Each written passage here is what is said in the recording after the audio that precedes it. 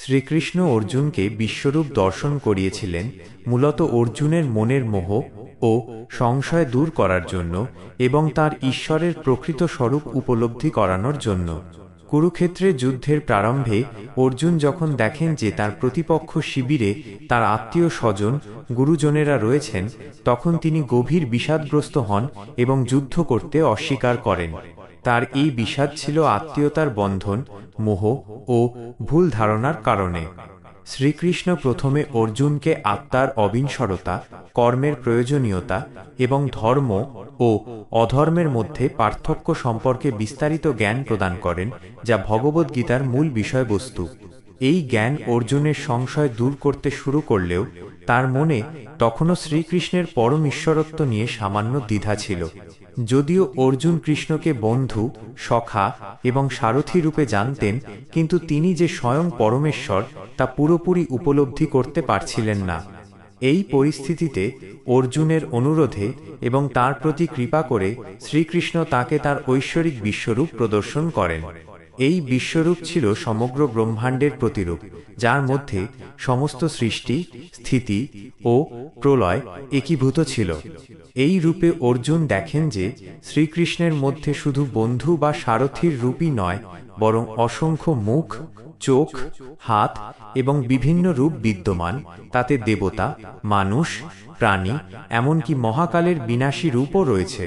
এই দর্শন ছিল অসীম, অনন্ত ও তেজময়, যা সাধারণ মানুষের পক্ষে চর্মচক্ষুতে দেখা অসম্ভব ছিল। তাই কৃষ্ণ তাকে দিব্য দৃষ্টি প্রদান করেছিলেন। এই বিশ্বরূপ দর্শনের মূল উদ্দেশ্যগুলি হল: পরমেশ্বরত্ব প্রতিষ্ঠা।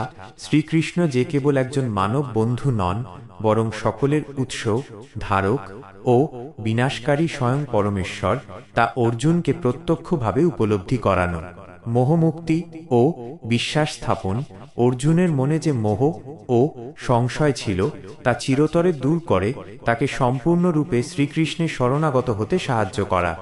অর্জুন এই বিশ্বরূপে দেখেন যে তার প্রতিপক্ষ দলের যোদ্ধারা ইতিমধ্যেই কালের গ্রাসে কৃষ্ণের মুখে প্রবেশ করছে, যা এই সত্য প্রমাণ করে যে যুদ্ধ জয় বা পরাজয় তার হাতে নয়, সবই ঈশ্বরের ইচ্ছায় পূর্ব নির্ধারিত। কর্মের অনুপ্রেরণা। এই জ্ঞানের মাধ্যমে অর্জুন বুঝতে পারেন যে তার যুদ্ধ করা ব্যক্তিগত স্বার্থের জন্য নয়, বরং এটি ধর্ম প্রতিষ্ঠার জন্য ঈশ্বরের লীলার অংশ। তাই তার ক্ষত্রিয় ধর্ম অনুসারে যুদ্ধ করা কর্তব্য। এই দর্শন অর্জুনকে তার কর্তব্য পালনে দৃঢ় প্রতিজ্ঞ করে তোলে। বিশ্বরূপ দর্শন ছিল অর্জুনের কাছে সর্বোচ্চ আধ্যাত্মিক অভিজ্ঞতা, যা তাকে কেবল সংশয়মুক্তই করেনি, বরং তাকে পরম জ্ঞান ও ভক্তিতে প্রতিষ্ঠিত করেছিল। এই ঘটনার পরই অর্জুন সম্পূর্ণ উদ্দীপনা ও দৃঢ়তার সাথে তার ক্ষত্রিয় ধর্ম পালনে প্রস্তুত হন।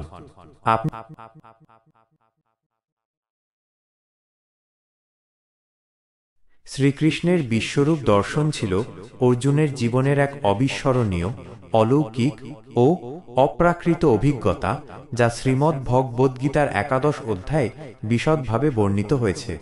সাধারণ চর্মচক্ষে এই রূপ দেখা অসম্ভব হওয়ায় শ্রীকৃষ্ণ অর্জুনকে দিব্যদৃষ্টি প্রদান করেছিলেন, যার মাধ্যমে অর্জুন পরমেশ্বরের সেই অসীম ও অনন্ত রূপ প্রত্যক্ষ করার সৌভাগ্য লাভ করেন। অর্জুন প্রথমেই যে রূপটি দেখেছিলেন তার উজ্জ্বলতা ছিল কল্পনার অতীত। যদি সহস্র সূর্য একসাথে আকাশে উদিত হতো, তবে সেই তেজ হয়তো সেই বিশ্বরূপের সামান্য দীপ্তির সমান হতে পারত। এই রূপে কোনো শুরু বা শেষ ছিল না, ছিল কেবল অনন্ত বিস্তৃতি। তিনি দেখলেন শ্রীকৃষ্ণের সেই রূপে অসংখ্য মুখ, চক্ষু এবং বাহু। প্রতিটি মুখমণ্ডল ছিল বিভিন্ন দিকে প্রসারিত এবং প্রতিটি মুখ থেকে নির্গত হচ্ছিল প্রচণ্ড তেজ ও উজ্জ্বলতা। এই বিরাট রূপের অঙ্গ প্রত্যঙ্গে অর্জুন সমগ্র সৃষ্টিকে একীভূত অবস্থায় দেখতে পান। তিনি দেখেন চরাচর সহ সম্পূর্ণ জগৎ সেই দেবদেহের এক অংশে বিদ্যমান। তিনি দেখেন সমস্ত দেব দেবীগণকে, যেমন 12 জন আদিত্য, 8 জন বসু, 11 জন রুদ্র, 2 অশ্বিনী কুমার এবং 49 মরুদ্গণ সহ অন্যান্য সকল দেবতাকুল সেই পরমেশ্বরের দেহে প্রবেশ করছেন এবং তাকে স্তব করছেন। ব্রহ্মার মতো শ্রেষ্ঠ দেবতারা পর্যন্ত তাকে প্রণাম করছেন।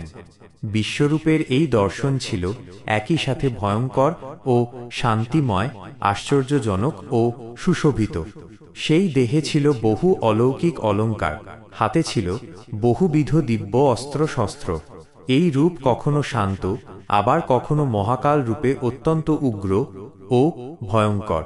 অর্জুন যখন এই ভয়াল রূপের দিকে তাকালেন, তখন তিনি দেখেন তার প্রতিপক্ষ দলের অর্থাৎ ধৃতরাষ্ট্রের সকল পুত্রসহ ভীষ্ম, দ্রোণ, কর্ণ ও অন্য প্রধান যোদ্ধারা এবং এমনকি স্বয়ং তার পক্ষের শ্রেষ্ঠ যোদ্ধারাও দ্রুতবেগে শ্রীকৃষ্ণের বিরাট মুখের মধ্যে প্রবেশ করছেন। সেই মুখগুলি থেকে অগ্নিশিখার মতো তেজ নির্গত হচ্ছিল এবং যোদ্ধারা সেই তেজে দগ্ধ হয়ে চূর্ণ বিচূর্ণ হয়ে যাচ্ছিলেন। এই দৃশ্য দেখে অর্জুন বুঝতে পারেন যে যুদ্ধ জয় পরাজয় সবই পূর্ব নির্ধারিত এবং এই সকল বীরের বিনাশ ইতিমধ্যেই কালরূপে শ্রীকৃষ্ণের দ্বারা সম্পন্ন হয়েছে।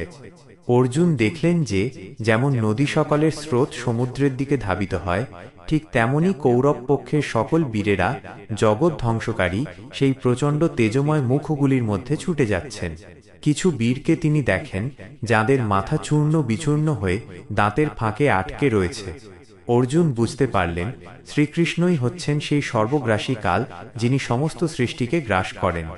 এই অসীম, অপরিমেয় এবং ভয়ঙ্কর দর্শন অর্জুনকে আনন্দ ও ভয় মিশ্রিত এক চরম অনুভূতিতে আচ্ছন্ন করেছিল। তিনি ভয়ে কাঁপতে কাঁপতে হাত জোড় করে শ্রীকৃষ্ণের কাছে প্রার্থনা করেন যে তিনি যেন তার সেই দ্বিভুজ মনুষ্যরূপ এবং পূর্বেকার চতুর্ভুজ বিষ্ণুর রূপে ফিরে আসেন, কারণ এই মহাকাল বা বিশ্বরূপের তীব্রতা ও ভয়াবহতা তার পক্ষে আর সহ্য করা সম্ভব হচ্ছিল না। এই দর্শনই অর্জুনের সমস্ত মোহ সম্পূর্ণরূপে দূর করে তাকে তার কর্তব্য পালনে স্থির করে তুলেছিল।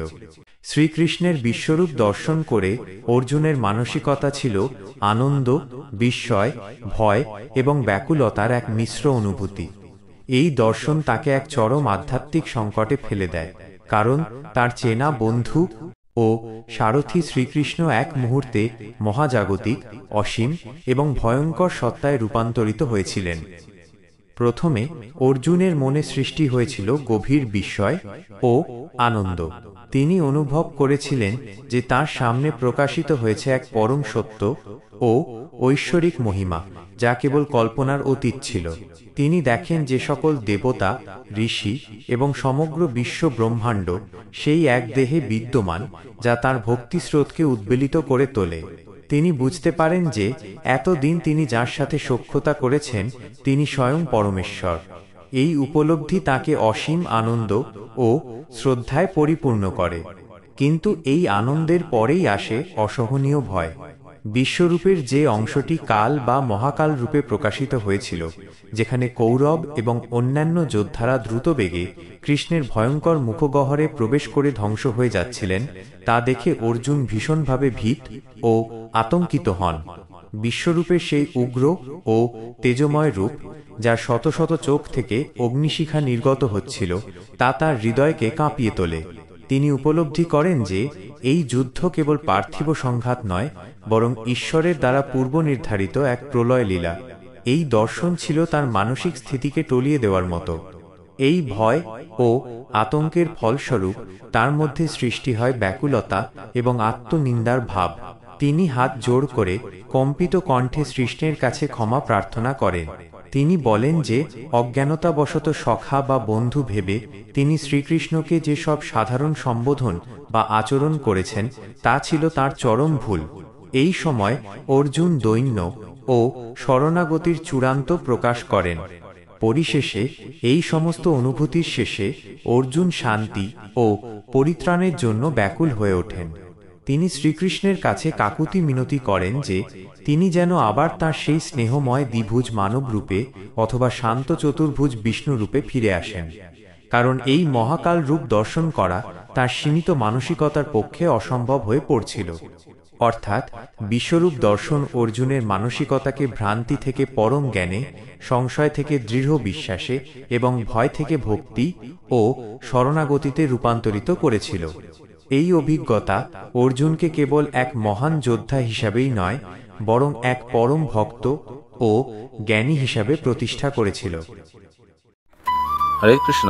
প্রিয় ভক্তবৃন্দ, আপনারা দেখছেন ভক্তিলিঙ্ক চ্যানেল।